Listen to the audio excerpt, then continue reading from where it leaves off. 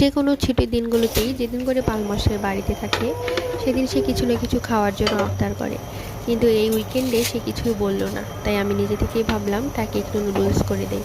তাই রান্নাঘরে চলে এলাম, এসে এক চুলায় বসিয়ে দিলাম নুডলসটা সিদ্ধ হতে। আর আরেকটা প্যানে একটা পেঁয়াজ কুচিয়ে নিয়েছিলাম, পেঁয়াজ কাঁচামরিচ আর ফুলকপি দিয়ে সেটাকে ভাজতে শুরু করলাম। ফুলকপিটা প্রায় ভাজতে ভাজতে লাল হয়ে এলে মাছ বরাবর দিয়ে দেবো একটা ডিম।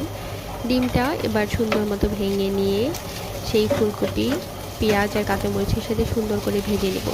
ভাজা হয়ে এলে আগে থেকে জল ঝরিয়ে রাখা নুডলস আর মশলাটা দিয়ে দেবো। দিয়ে প্রায় মিনিট 5-এর মতো অল্প আঁচে ভেজে নেব।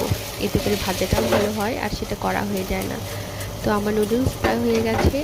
এবার একটা বাটিতে সুন্দর করে নামিয়ে নিয়ে পরিবেশন করব। পালমাছে যেহেতু জানতো না যে আমি নুডলস রান্না করছি, তাই সে খুবই সারপ্রাইজ হয়েছে। আর সে নুডলসটা খেতে বরাবরই খুব পছন্দ করে, সে খুবই খুশি হয়েছে।